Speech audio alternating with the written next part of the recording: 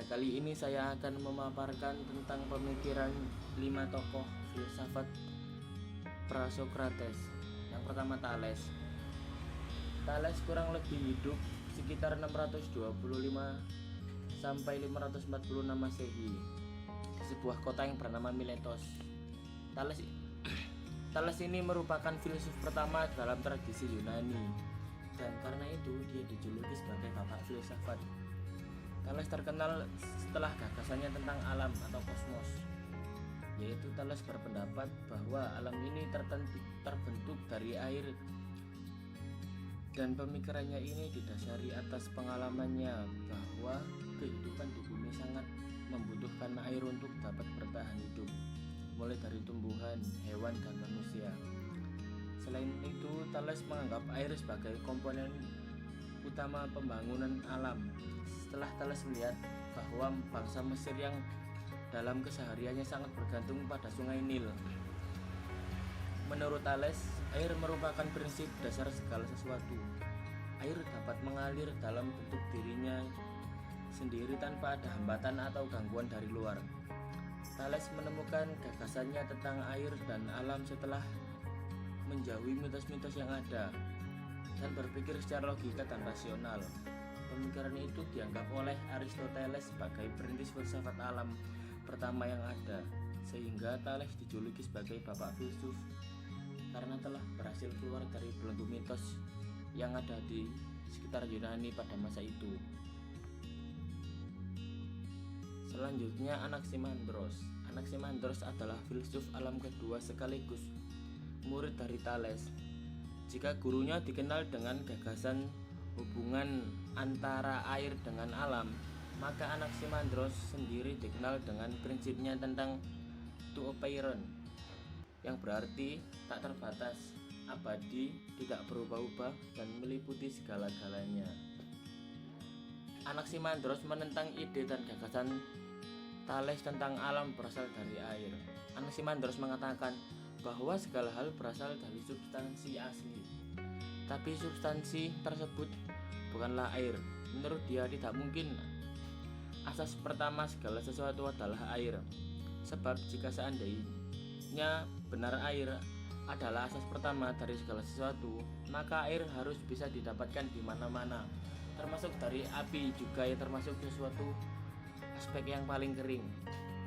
Secara sederhana, Tuopeiron merupakan suatu substansi yang tidak memiliki batas definisi. Oleh karena itu, Anaximandros sendiri tidak menjelaskan mengenai apa yang dimaksud dengan Tuopeiron yang tak terbatas itu.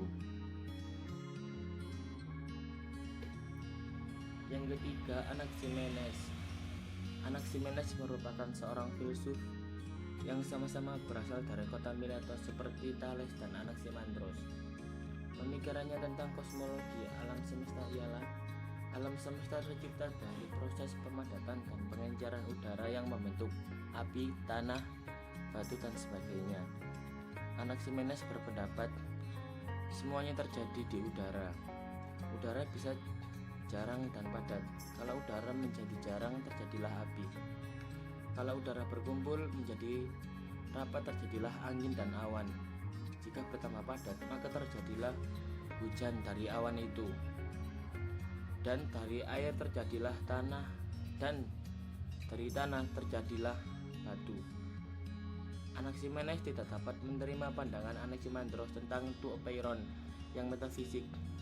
Anaximenes sudah tidak lagi melihat sesuatu yang metafisik sebagai prinsip dasar segala sesuatu, melainkan kepada zat yang bersifat fisik atau yang bisa terlihat, yakni seperti udara. Udara memang tidak bisa terlihat namun bisa dirasakan. Udara itulah yang satu dan tidak terhingga. Udaralah yang membalut dunia ini menjadi sebab segala yang hidup. Tidak seperti air yang tidak terdapat di dalam api. Dan udara merupakan zat yang terdapat di dalam segala hal, mulai dari air, api, dan manusia. Karena itu Anaximenes berpendapat bahwa udara adalah prinsip dasar segala sesuatu, dan udaralah yang menyebabkan seluruh benda muncul, telah muncul, atau akan muncul sebagai bentuk lain. Dan yang keempat, Parmenides. Parmenides hidup sekitar tahun 540 sampai 470 tahun sebelum Masehi. Parmenides adalah murid dari seorang filsuf yang bernama Xenophans. Parmenides sendiri memiliki pemikiran monisme atau tunggal. Itu bermaksud keragaman itu sesungguhnya semu. Segala sesuatu itu hakikatnya sebenarnya satu atau sama. Dan inti ajaran Parmenides terbagi menjadi dua, yaitu jalan kebenaran dan jalan pendapat. Di dalam pemikiran Parmenides, jalan kebenaran ialah suatu keyakinan bahwa hanya yang ada itu ada. Parmenides tidak mendefinisikan apa yang dimaksud dengan yang ada, hanya menyebutkan sifat-sifatnya. Menurut Parmenides, yang ada itu bersifat meliputi segala sesuatu, tidak bergerak atau berubah, dan tidak terhancurkan. Kemudian menurut Parmenides, yang ada adalah kebenaran yang tidak mungkin disangkal. Jika ada yang menyangkal kebenaran tersebut, maka dia akan jatuh ke dalam kontradiksi.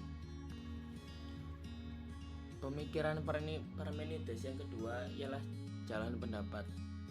Pemikiran ini mengajak kita untuk menyandarkan pada akal budi semata dan tidak boleh percaya pada gagasan-gagasan umum yang kebenarannya belum pasti. Parmenides juga menyatakan kebenaran hanya dapat diperoleh melalui akal budi semata. Dengan akal budi kita dapat memperoleh ilmu pengetahuan yang sifatnya murni dan sejati. Tokoh yang terakhir, Heraklitus.